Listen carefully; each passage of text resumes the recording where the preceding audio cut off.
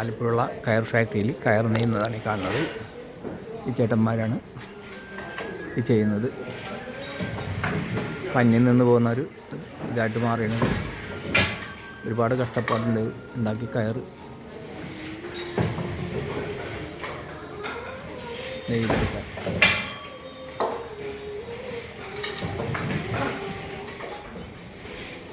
രണ്ടുപേരും ഈ കാലിൽ ആണ് ഇതിൻ്റെ നിയന്ത്രണം കൊടുക്കുന്നത്.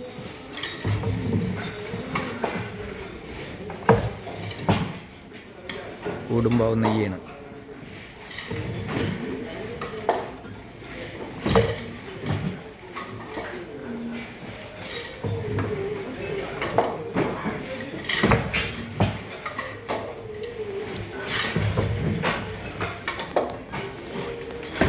നെയ്യുന്ന ഇതാണ് കാണുന്നത്.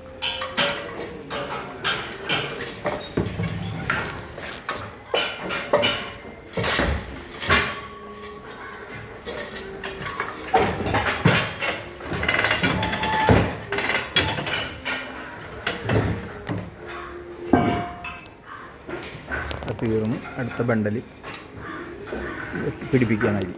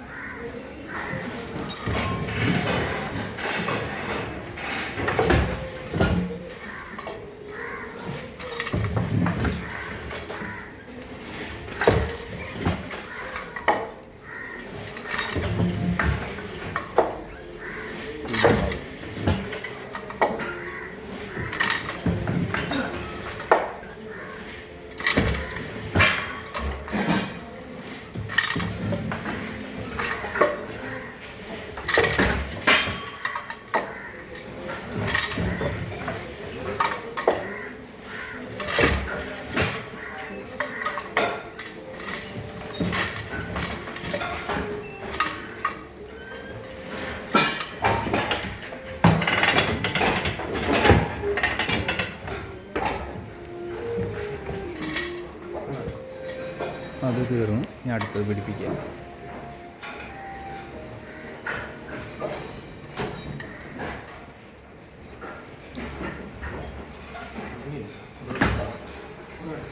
എല്ലാം ഈ കാലിലാണ്.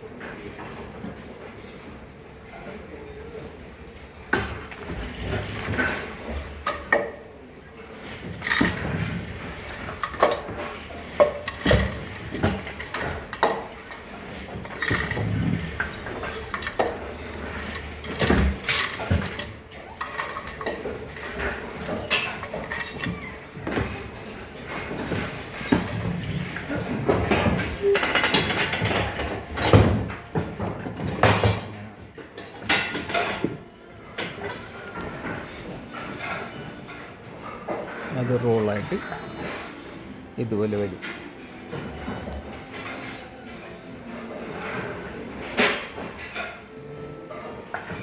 ഇത് കയർ ഫാക്ടറിയാണ് ആലപ്പുഴ. ഒരുപാട് തൊഴിലാളികൾ ഇവിടെ നിന്ന് ജോലി ചെയ്യുന്നുണ്ട്. അവസാനം ഇത് ഈ രൂപത്തിൽ വിദേശത്തോട്ട് കയറ്റുമതി ചെയ്യാനുള്ളതാണ്. ഇതവിടെ മഞ്ഞ് തട്ടിയിടാൻ ഇത് നല്ലതാണെന്ന് പറഞ്ഞു. മഞ്ഞുള്ള രാജ്യങ്ങളിൽ മഞ്ഞ് തട്ടിയിടാനൊക്കെ ഇത് നല്ലതാണ്. ഇതാണ് ഇതിൻ്റെ കോഡുകൾ.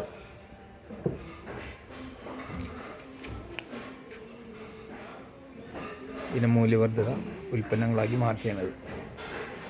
ഇനിയും ഇതിൻ്റെ പുതിയ പുതിയ ടെക്നോളജികൾ കണ്ടെത്തി വിപണിയിലിറക്കിയാൽ വീണ്ടും നല്ല വിലയിൽ തന്നെ വിൽക്കാം. പക്ഷേ ഇപ്പോൾ ഉള്ള പ്രതിസന്ധി എന്ന് വെച്ചാൽ ചകിരിച്ചോറ് കിട്ടാൻ, ചകിരിച്ചോറ് കളഞ്ഞാൽ ഈ നാരി നെയ്തിട്ടാണ് ചെയ്യുന്നത്. അതായത് കയർ ഉണ്ടാക്കി അതിൽ നിന്ന് ഒരു ഉൽപ്പന്നമാണ് ഇത്. ഈ പൂവസ്ത്രം പോലുള്ളൊരു വസ്തുവാണിത്. ഇത് വിദേശത്ത് ചെന്ന് കഴിഞ്ഞാൽ മഞ്ഞുള്ള രാജ്യത്ത് ചെന്നാൽ അവർ മഞ്ഞ് തടയാനായിട്ട് ഇത് ഉപയോഗിക്കും.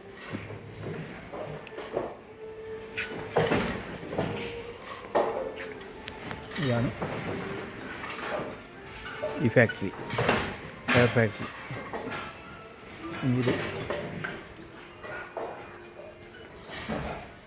ഇതെല്ലാം അതിൻ്റെ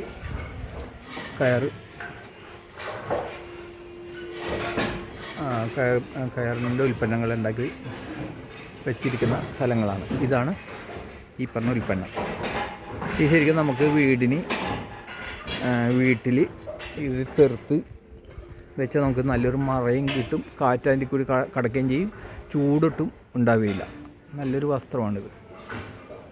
മറ്റുള്ള പ്ലാസ്റ്റിക്കിനേക്കാൾ ഉയർന്ന രീതിയിലുള്ള പ്രതിരോധം ഇത് തീർക്കും ചൂടിനെതിരായിട്ട്. പ്ലാസ്റ്റിക് ചൂട് കൂട്ടല്ലേ ഉള്ളൂ, ഇതങ്ങനെ ചൂട് കുറക്കും. ചൂടിനെ അതിജീവിക്കാനുള്ള ഒരു ഉൽപ്പന്നമാണിത്. കയർ ഭൂവസ്ത്രമായിട്ടും ഇത് ഉപയോഗിക്കുന്നുണ്ട്. ഇത് വിദേശത്തോട്ട് കയറ്റുമതി ചെയ്യാനുള്ള ഉൽപ്പന്നമാണ് ഇത്. പിന്നെ ഇവിടെ ഇവിടെയുണ്ട്, ഇവിടെ നെയ്യണ കയർ നെയ്യുന്ന സ്ഥലങ്ങളാണ് ഇതൊക്കെ. സ്ത്രീകളാണ് ഇത് നെയ്യുന്നത്. ഇത് വെച്ച് നെയ്തുകൊണ്ടിരിക്കും. ചേച്ചി പേരെന്താ? ബീന. ഇവിടെ എത്ര നാളെ തുടങ്ങിയിട്ട്? 1 വർഷം. ഇപ്പം എങ്ങനെയാണ് ശമ്പളമൊക്കെ എങ്ങനെയാണ് തങ്ങിയത്? ആഴ്ച ഡെയിലി എത്ര ഉണ്ടാവും? പീസ് വർക്കാണല്ലേ? ഓ ഓ ഓ.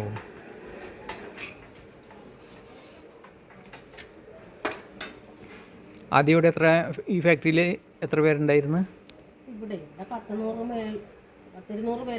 ഉണ്ടായിരുന്നു. പിന്നെ ഇപ്പം 80 പേരോളം അവരുടെ തൊഴിൽ പോയി അല്ലേ? റിട്ടയർഡായിട്ട് പിന്നെ ആൾക്കാരെ എടുത്തിട്ടില്ല. അതായത് ഈ വ്യവസായം തകരുകയാണ്. അതാണ് സംഭവിക്കുന്നത് അല്ലേ? ഇത് മെഷീനാണ്. അതെ അല്ലേ? ഇത് കുറയാനുള്ള കാരണം എന്താണ്? കുറയാനുള്ള കാരണം കയറ് കിട്ടാനില്ലെന്ന്, ചകിരിയില്ല, തേങ്ങയുടെ ഉൽപ്പാദനം കുറവ് അല്ലേ? അതാണ്. കയറ് കിട്ടുന്നില്ല, അതുകൊണ്ട്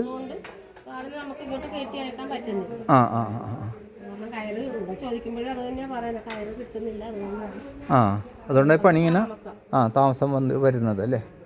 കയറ് തേങ്ങ ഉൽപ്പാദനം കൂടിക്കഴിഞ്ഞാൽ കയറുണ്ടാവും. കയറുണ്ടെങ്കിൽ നിങ്ങൾക്ക് പണി കൂടി അത് വിദേശ നാണ്യം നേടിത്തരും അല്ലേ? വിദേശത്ത് നല്ലോണം പോകുന്നുണ്ടല്ലേ? പോകുന്നുണ്ട്.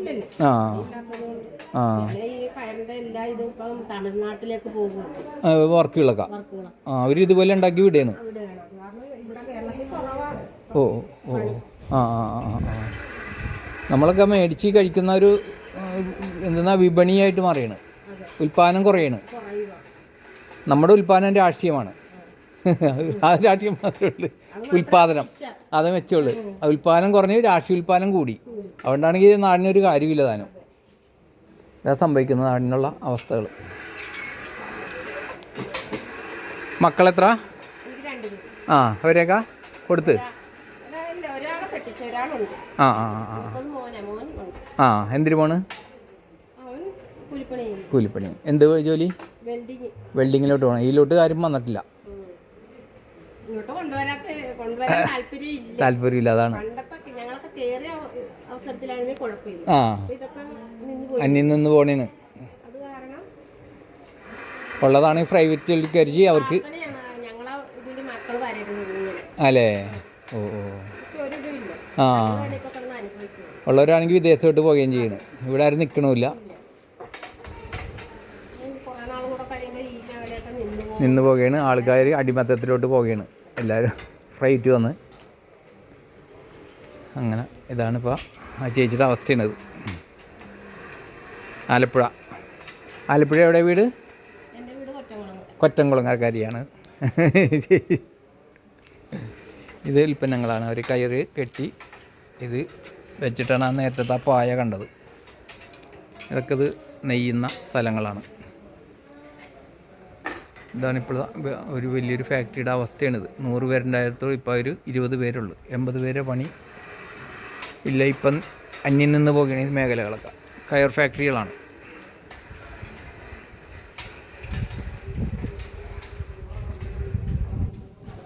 അത്രേ ഉള്ളൂ. ഇതൊക്കെയാണ് അവസ്ഥകൾ. ഇപ്പോൾ അവർ ഊണ് കഴിക്കാൻ പോയേക്കാണ്. ഉച്ചനേരം ആയതുകൊണ്ട് 20 പേര് പണിക്കാരേ ഉള്ളൂ ഇപ്പോൾ. അത്രേ ഉള്ളൂ കേട്ടോ ഇന്നത്തെ വീഡിയോ. ഓക്കെ, ടാറ്റ.